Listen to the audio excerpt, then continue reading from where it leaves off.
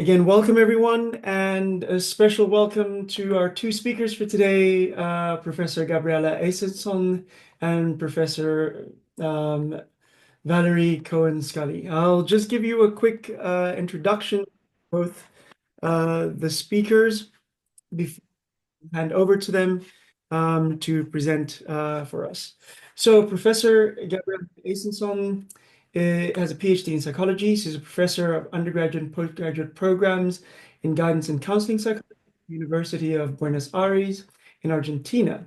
She directs research projects that focus on young populations in conditions of social vulnerability. In addition, she serves as the director of the guidance and counseling service at the Faculty of Psychology at UVA, where community-centered support mechanisms are implemented. Dr. Aisenson has authored numerous publications in national and international journals in the field of guidance and counseling. Welcome, Professor Aisenson. Professor Valerie Cohen is a professor of counseling and integration psychology at the, and excuse my French, Conservatoire National des Arts et Métiers in Paris, France.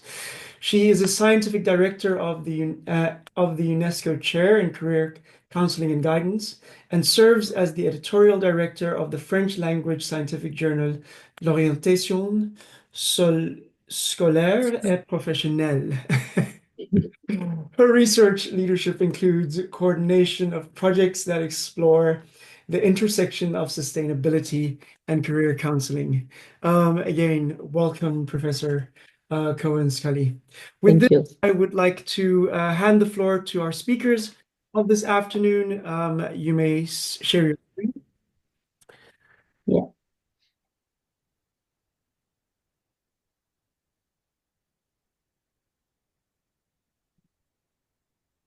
I think, Yeah, there we go. it works.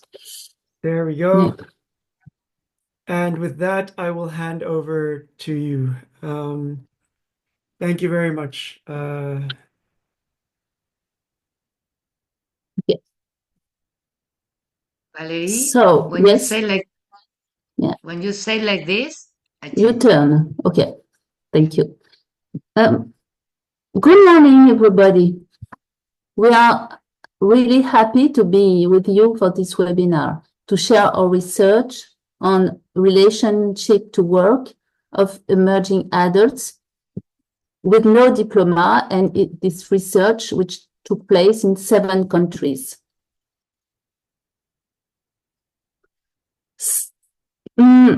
I will start with first of all, I wanted to talk really quickly to make a presentation of the UNESCO chair that we are working for, and develop a little bit about the objectives of this chair, and also and then after we will present the objectives of the research, the methodology of the research, and after that I will give the floor to my colleague who will present the main results of this research, discussion, and perspectives.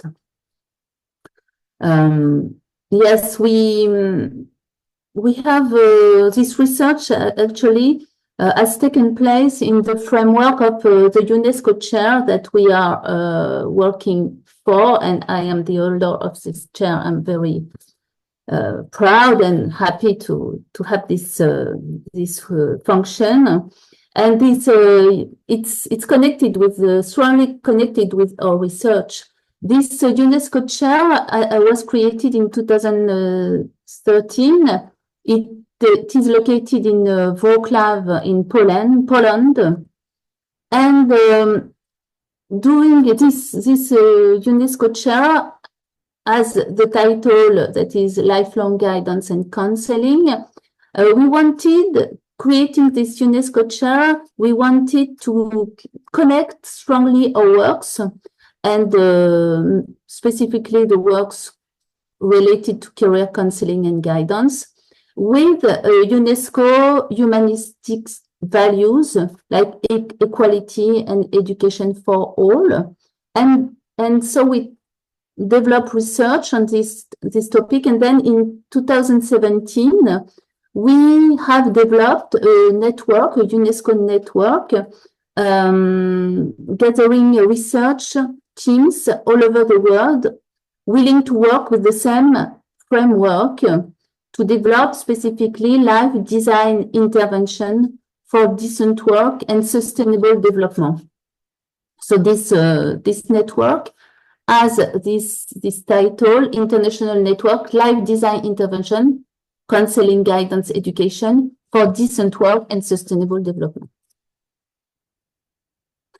So this Unitwin network gathers 23 partners on nearly all continents, linking the topic of decent work and sustainable development and career counseling and guidance.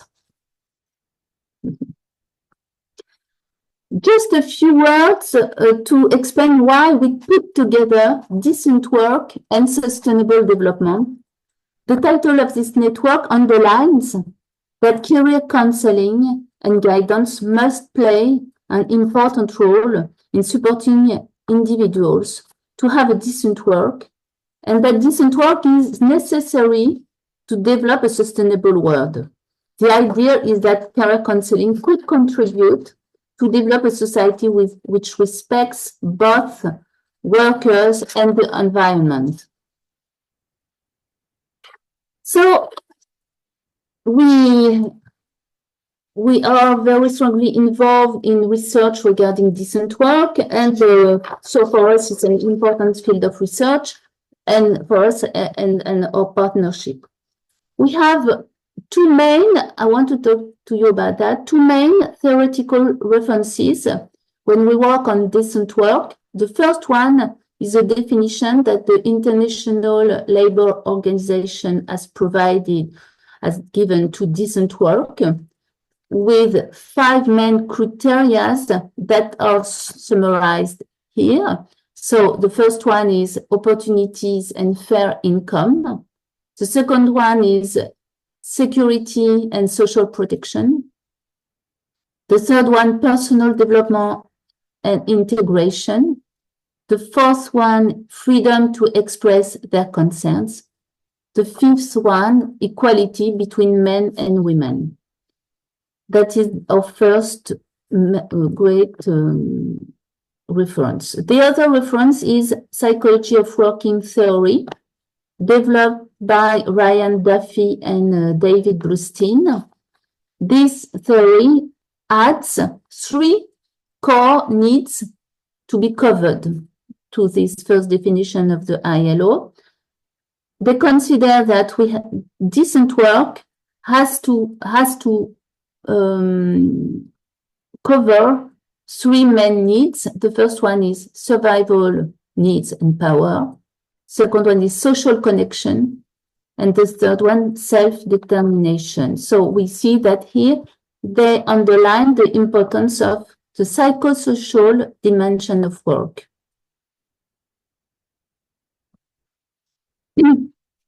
A few words considering the second term of the title of the UNESCO, the Unitwin network, sustainable development.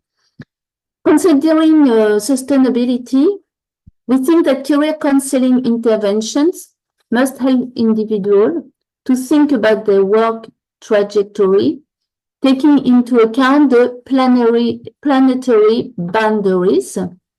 So we refer here again to 2 main references.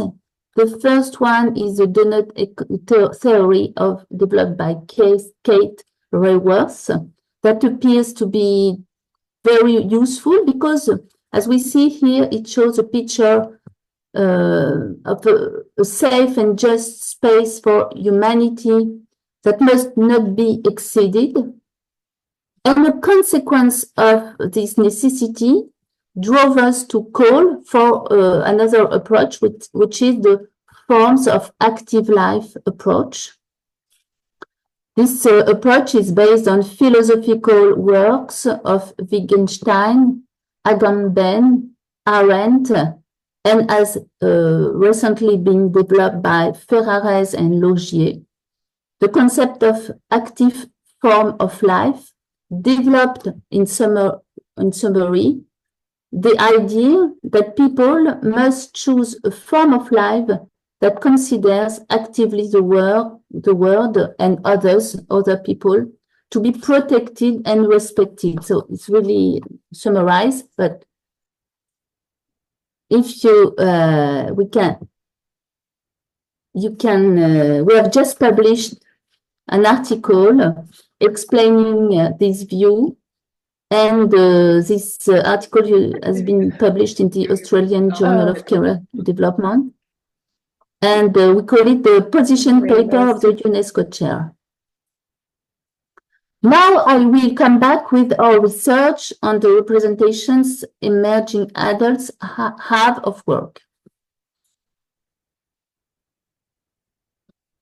So in all East DC countries, we know that a diploma is considered necessary to successfully enter the labor market. Emerging adults without diploma are particularly exposed to marginalization risks, poverty, informal and insecure forms of employment, like lack of work and training opportunities on the labor market. Also, there were not a lot of research on this category of emerging adults. We consider this group as a threatened category since they have more difficulty finding a satisfying job. But at the same time, we know that the first experiences of work experiences help them to prepare for adult roles and are essential to social identity development and socialization. So we see that in many parts of the world, the young workers are experiencing great vulnerability because of policies aimed at deregulating the labor market. So it's an important group of people that is threatened in different parts of the world.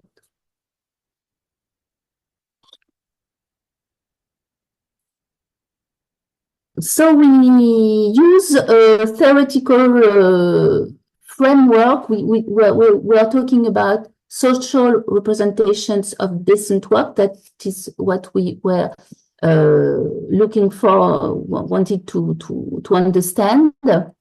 This concept of social representations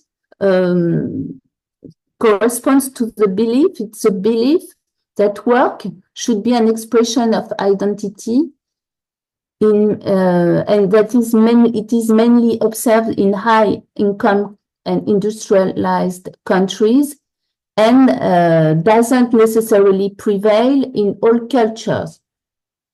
Such beliefs are conceived, could be called social representations, and they can be defined, they have been defined, they have had this definition, a form of social thought and common sense knowledge constituted of social cognitions, attitudes, stereotypes, values, and images held by members within a given group or society.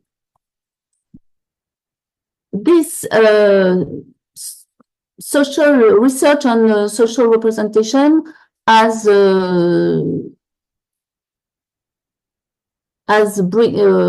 shown that this social representation had a certain structure with core elements in the middle, in the center, in the core elements that are stable, shared by most people, consensual, and that define the meaning of the representation.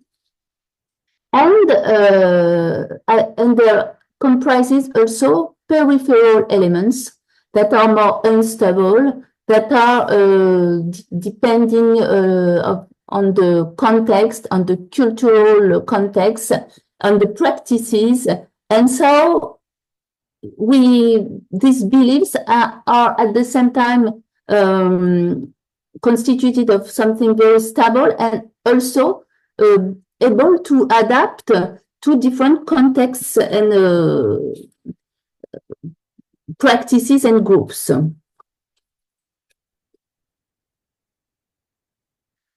That is what we wanted to know. We had two main objectives for this research.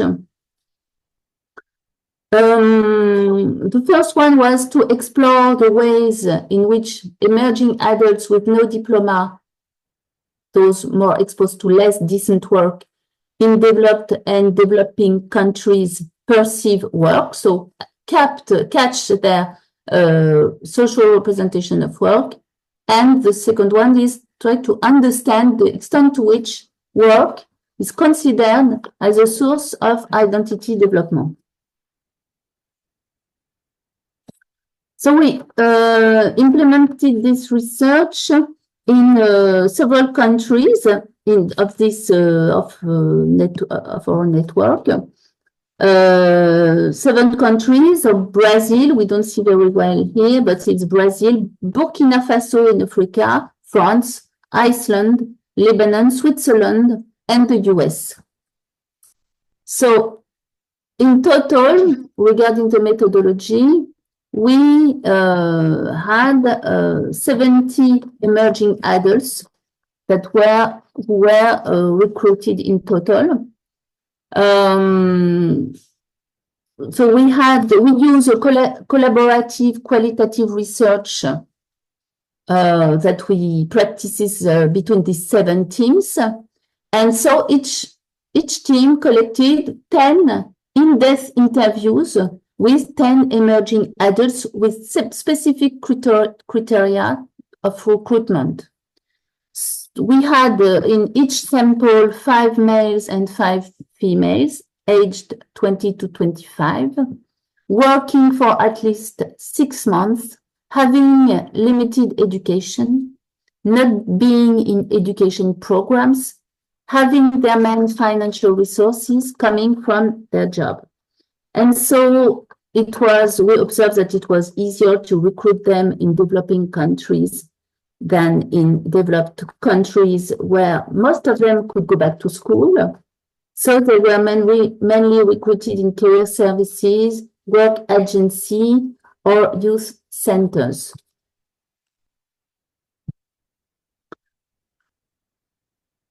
The main work activities of these emerging adults were, for 15 of them among these 70, in 3 main sectors.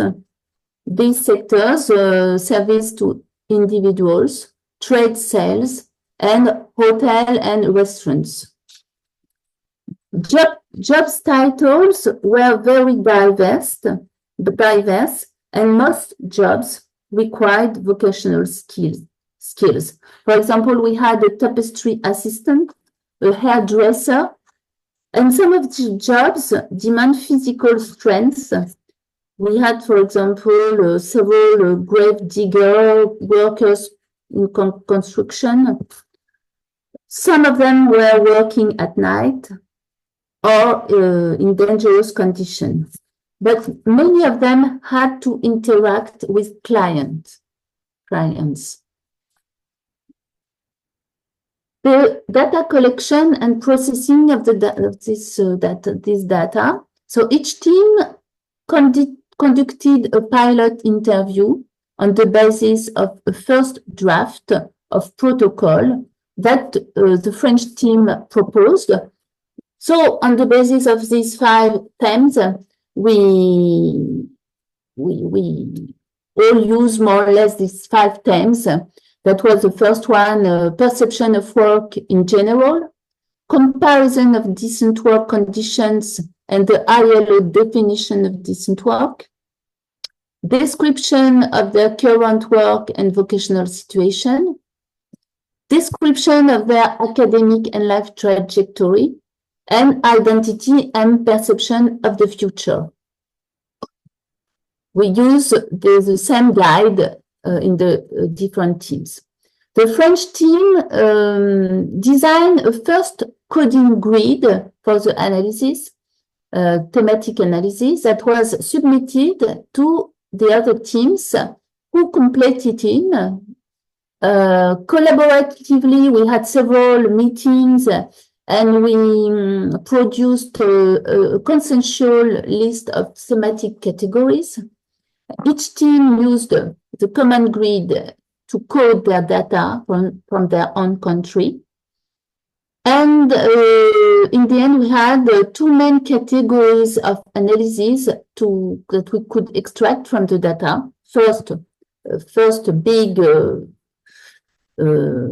set of general perceptions of work, and the second one, comparison of current work experience using the ILO's definition of decent work.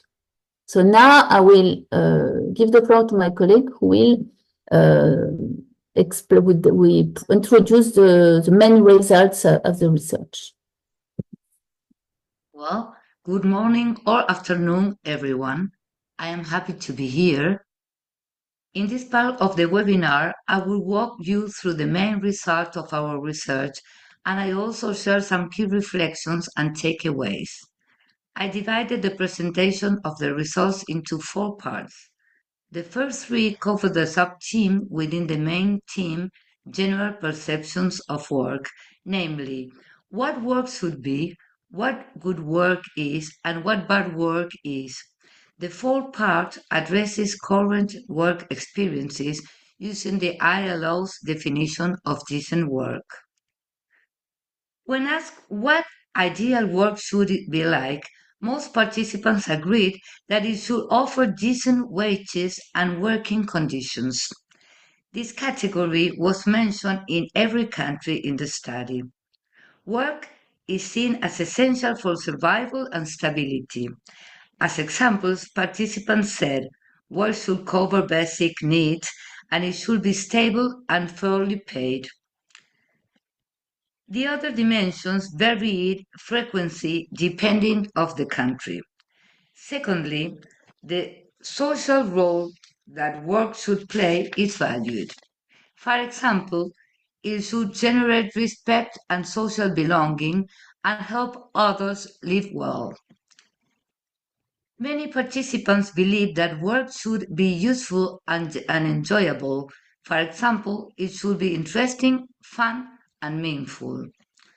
Finally, some participants emphasize the importance of work allowing personal and professional development. In short, the ideal of work is not only about money, it's also about belonging, purpose, and growth. Moving to the second question, what makes a job a good one? We identified 8 categories. The most common ones were having positive relationship at work, especially important in Brazil and the US. For example, respectful, supportive relationship with co-workers. Feeling satisfaction and enjoyment in one's task. For example, a job that makes you happy and have meanings. Receiving a decent wage and allows saving or planning. For example, fair income that allows a decent living. Having opportunities to develop skills and learn. For example, jobs that promote growth and improve skills. Only participants from developing countries, Brazil, Burkina Faso, and Lebanon, explicitly mention the importance of having a contract, and some also refer the importance of being treated respectfully. Workers in France, Iceland, and Switzerland value safety and good working conditions. Only participants from Lebanon and Burkina Faso emphasize of the importance of being able to have autonomy and work at their own pace. They refer, for example, to freedom and flexibility in their work style. Finally, participants from the US and Switzerland value good organization in the workplace. Okay. A set of 7 categories was identified within the sub-theme What Bad Work Is. The first one is General Bad Work Conditions. Participants in 6 countries, all about Iceland, mentioned this category.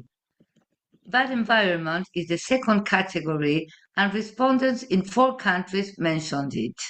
All the participants from the US spoke about bad work environments, as well as 7 participants in both Brazil and France.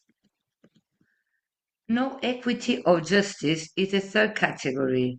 It was reported in 4 countries, Burkina Faso, Iceland, Lebanon, and the US. It seemed especially important for participants from Burkina Faso.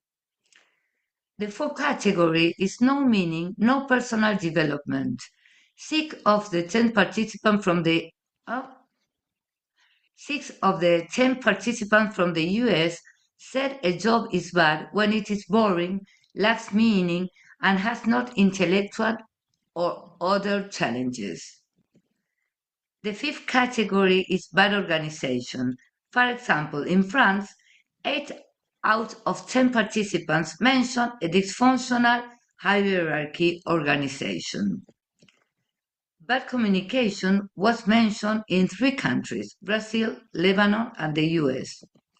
Non-recognition on considerations of workers was the last category reported by 3 participants from Switzerland and 7 from Lebanon. Lastly, we asked participants from each country to evaluate their current jobs based on the ILO's 8 criteria for decent work. Here, we found clear differences between countries. The results reveal the existence of 3 groups of countries that differ according to the extent to which participants believe the results meet the ILO's criteria for being considered decent. Iceland, France, and Switzerland recorded the highest number of affirmative responses, while those in Brazil and Lebanon considered their jobs to be partial decent. Finally, participants from Burkina Faso and the US seem to believe their jobs did not meet the standards of decent work. 2 observations can be made when looking more closely at the specific criteria. First, the most frequent criterion was opportunities for work that is contributive and productive, and is shared by the majority of participants. Thus, most interviewees perceive the current work as contributive, whereas for all other criteria, there is a great variety of answers across the countries. Second, only 23 participants consider that their jobs guarantees equality for all men and women, with none of the participants from Brazil, Burkina Faso, or the US answering yes. As Valerie explained, the purpose of this research was to understand young adults without degrees think about and experience work in countries with very different realities. Specifically, we sought to explore self-representation of work as well as similarities and differences in their actual experiences and the relationship these have to the context in which they work. And finally, what all this tell about the identity development and what can be done from practice. In line of these general and specific objectives, 4 statements emerged from our results. The first statement relates to the structure of participants' social representations of work. These results confirm the existence of both core and peripheral elements in the representations of work. Core components are shared across countries, while peripheral ones depend on specific work experiences. A core element across all countries was the expectation of decent working conditions and income. Most participants, regardless of country, expect work to provide an income that allows them to live in good conditions. So, survival needs could be considered a cross-cultural expectation of decent work. Peripheral elements include difference like satisfaction, purpose, social role, and development. These representations are not shared by all, and many have been elaborated based on context-specific beliefs, socialization, and personal experiences. The second statement refers to the most important aspects of work. We identified which aspect participants consider most important, and we associated these responses with the three needs that work is expected to satisfy according to the psychology of working theory. The short representation of work as a source of income corresponds to the so-called survival needs, the first type of need that decent work should satisfy. In this sense, it could be considered a cross-cultural expectation. Social and relational needs were widely mentioned both in good and bad job categories or when describing what a job would be like. These results seem to corroborate that work is also expected to satisfy social needs, which is the second type of need within the psychology of working theory. Self-determination's need were mentioned less often, which means that this aspect of the less acceptability in certain contexts. Excuse me if I have problem with my English. I will say that the less often appears this dimension may means that this aspect is less accessible in certain contexts. So, basic aspects of decent work seem to be shared, while other aspects like dignity, growth, or self-fulfillment may depend more on the culture or context.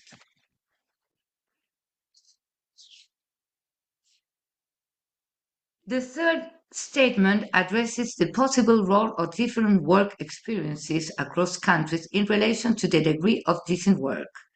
As we have already seen in the results, there appears to be a fundamental distinction between countries in the degree to which participants' current jobs meet ILO criteria for decent work. The main differences were found between young people from developed and developing countries. In addition, the three countries where participants had the most positive assessments of their work were also those with the highest human development index, while those from Lebanon, Brazil, and Burkina Faso had lower sources of this index. This result could be related to the fact that young people in developing countries work in the informal economies with unstable conditions and low pay and frequent feelings of alienation. A second observation that emerged from the cross-country comparison is that only responded of the three developing countries mentioned the need for an employment contract. In Lebanon and Burkina Faso, respondents also emphasized the importance of having more autonomy.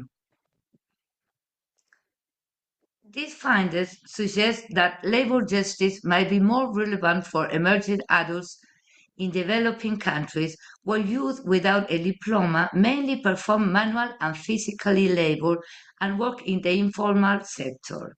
Enjoying an employment contract and associated with rights and protections, as well as greater freedom to decide how to work, may be particularly crucial for them.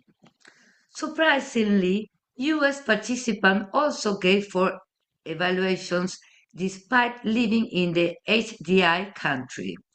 The uniqueness of the US sample may explain these surprising results. This may be because all the US research participants live in rural areas and had temporary and low-paying jobs. Finally, the fourth statement focuses on the role of work regarding identity development and to identity exploration. Even though identity was not asked directly, some answers show that work plays a role in identity. Three qualities of a good job were often mentioned in the results, could indicate that work is expected to contribute to a meaningful sense of identity. The third quality is that work should provide a social role.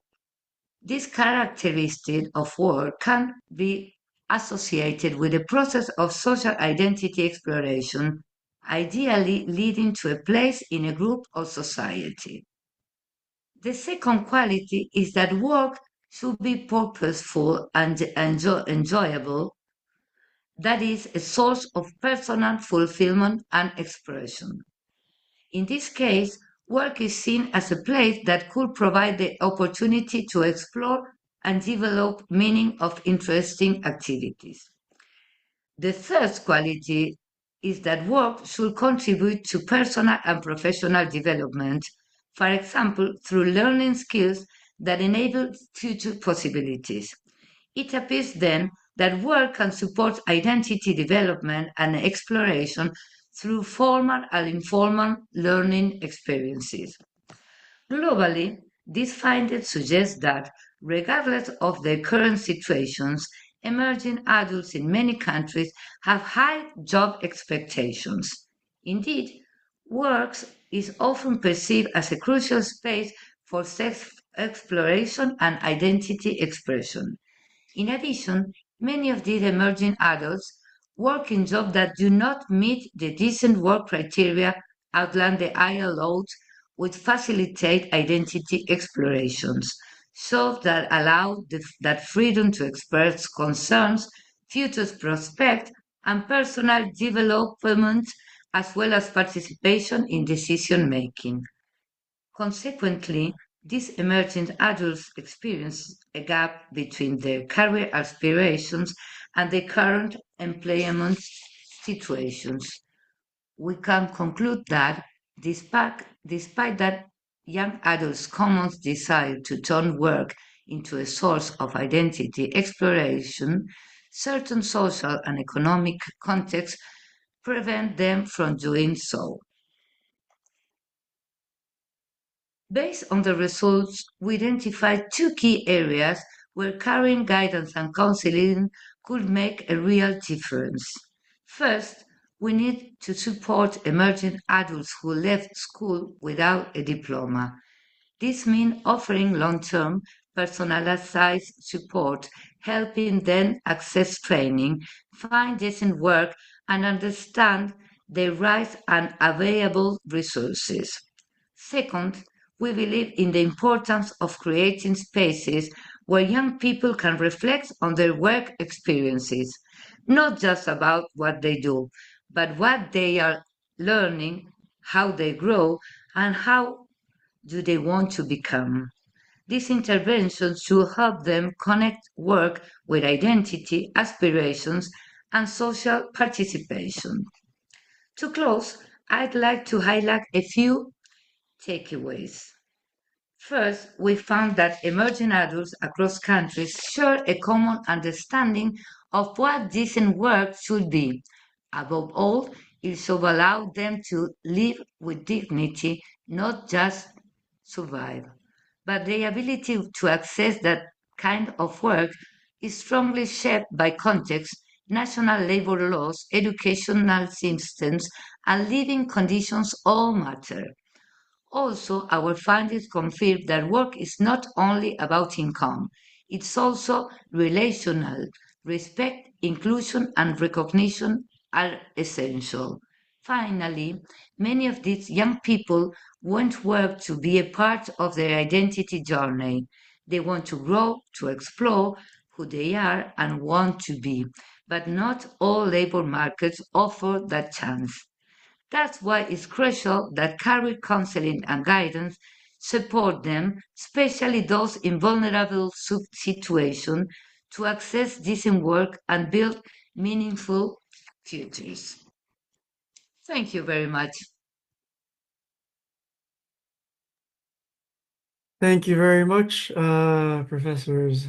I think we have quite a bit of time, everyone, for questions or comments. If you have any, please feel free to raise your hand or also just communicate with us in the chat if you have any questions for us. Thank you very much, Professor Aisenson and Professor Cohen-Scali. Thank you. And to listen to us and for be patient with our English. No, that is definitely not a problem. I think I will, if I may start the questioning, but please feel free if anybody else has another question. I find the theoretical perspectives that you've used, particularly the theories of decent work, and I think you mentioned the theory, the psychology of working theory, if I'm not mistaken, which deals with aspects of survival and power, social connection, and self-determination. And what I also understand from the motivation theory of self-determination, would self-determination not in some aspects as a theoretical perspective account for the social connection and survival and power? Because within that theoretical perspective, needs of autonomy, competence, and relatedness are central towards understanding why individuals seek particular work or seek to do particular work.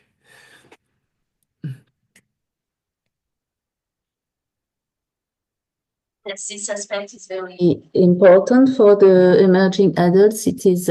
We have seen that in the results that it was confirmed that the social connectedness is crucial. It is necessary to have a relationship at work, to have to feel good in their work, and yes, self-determination is a point that is important in this psychology of working theory. But we have seen that actually in the results, it's not something that comes first for the young adults. So it depends also, it's a point that is very important. I think maybe we haven't underlined that enough, that to evaluate one's work and young emerging adults are refer to the other people condition and how they work and if they are in good condition or not, and so they compare themselves. And so in some countries, autonomy and self-determination is a criteria that is very important, but in other it's not. And so this is something that is norms, social norms, I think. And that is maybe why also in some country like the US, it's a country where there are very varied work conditions, but some people have very good work conditions and other very bad, and specifically young adults who were interviewed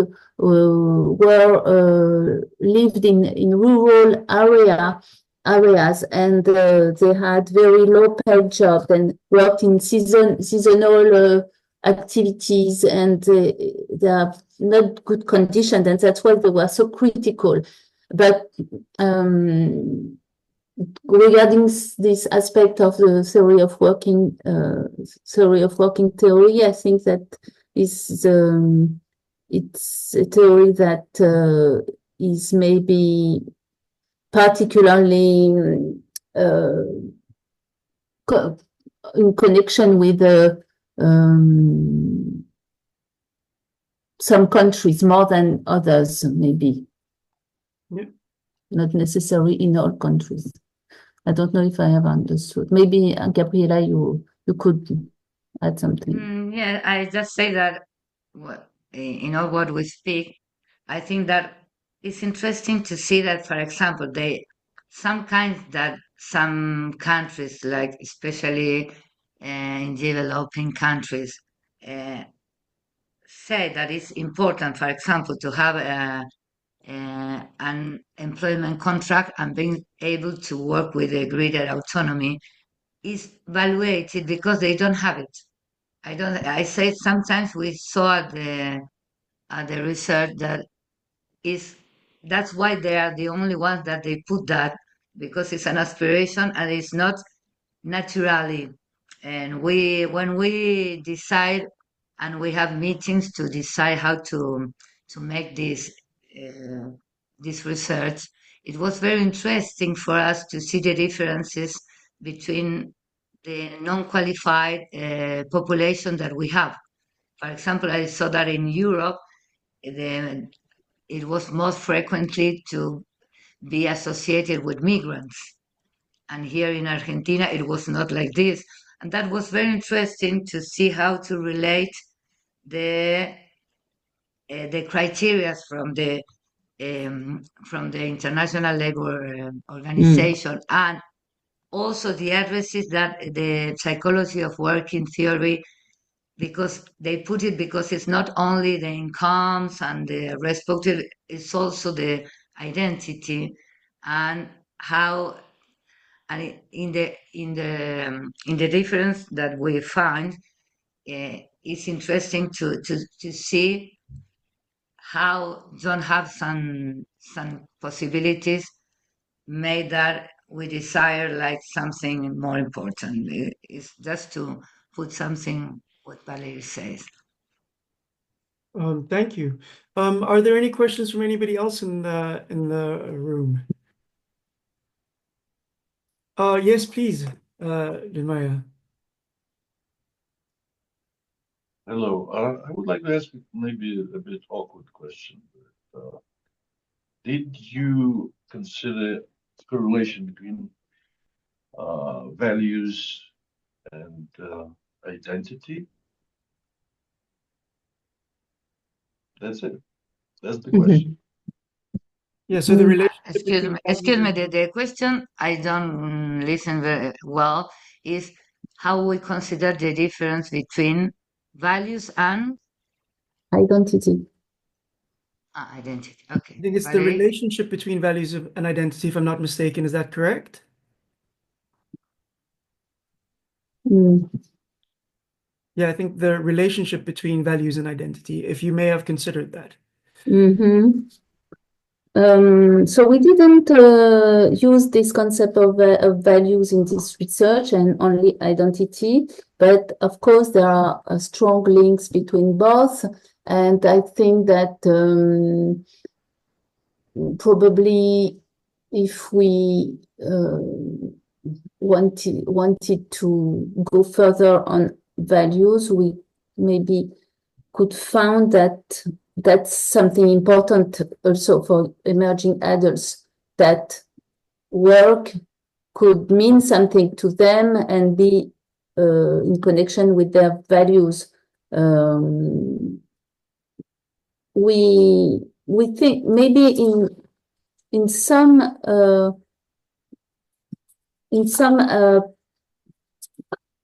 regarding some aspects, there are some answers that show that there are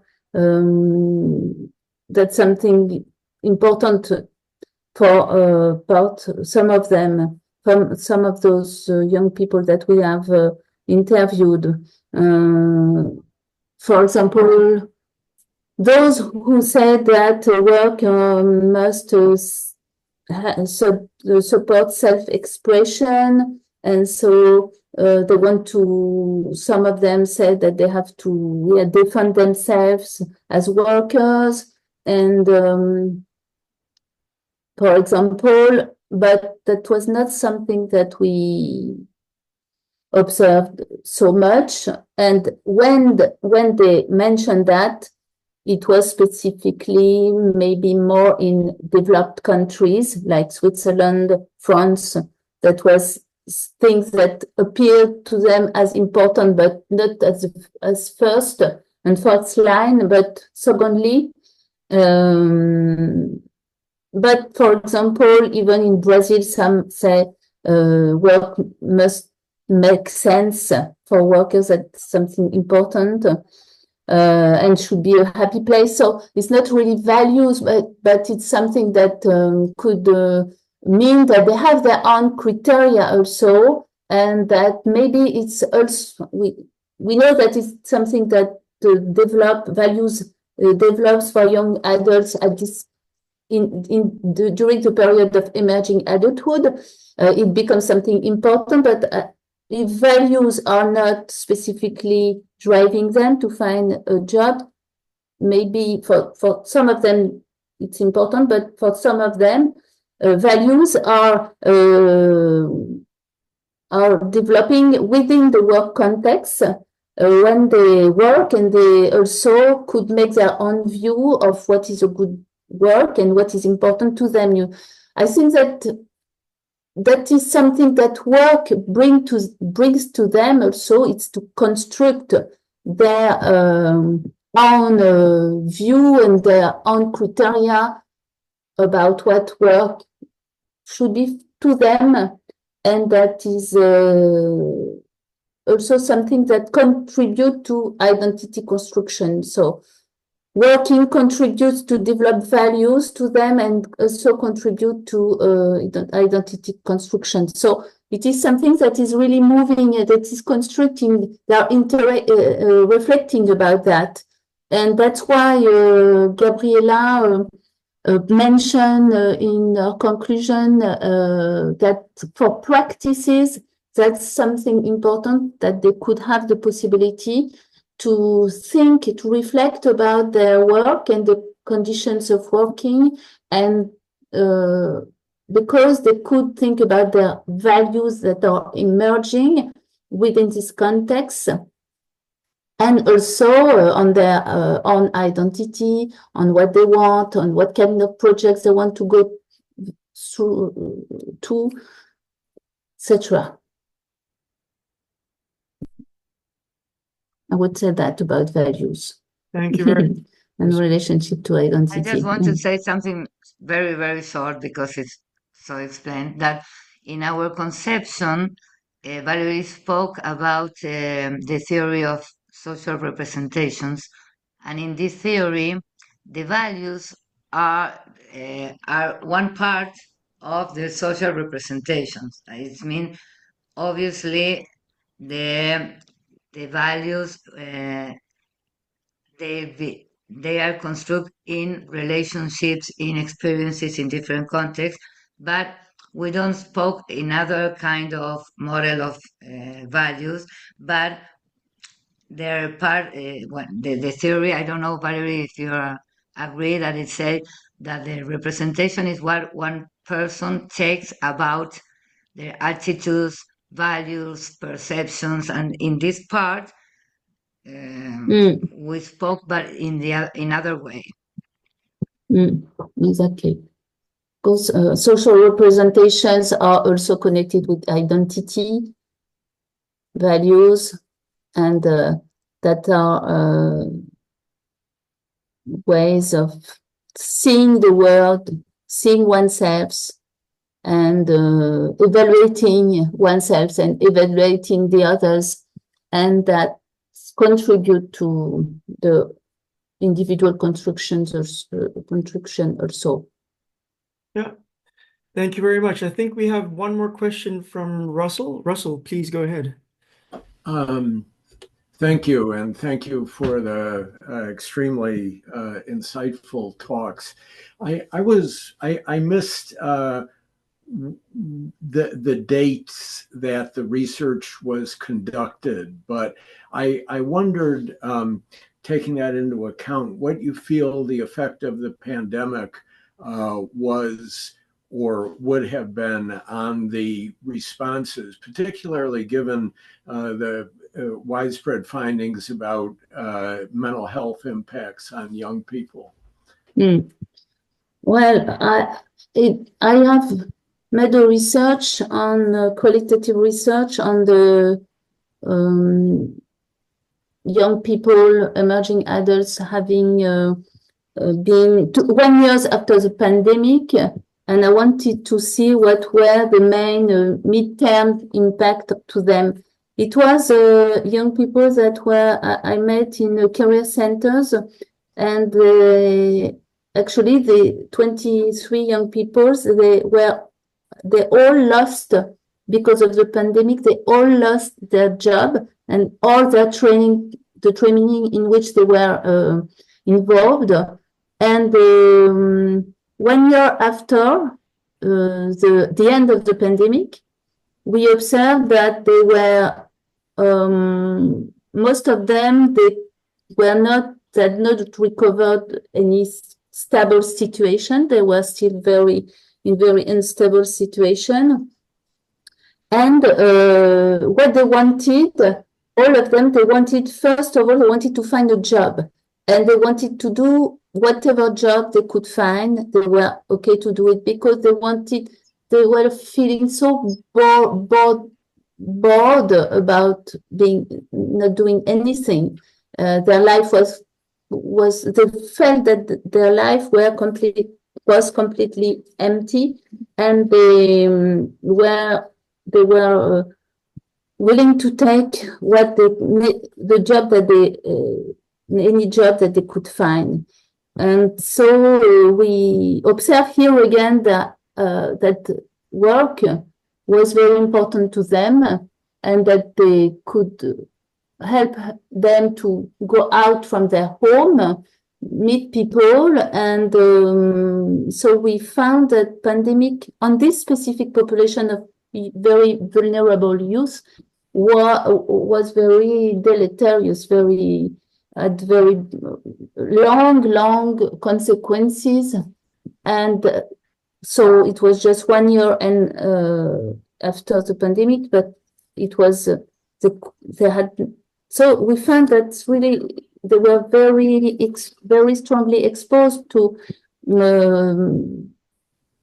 different kind of accident they could find in their life, and they couldn't recover easily, these young adults. So I don't know if it's useful to give you this information, but it was published into 23 and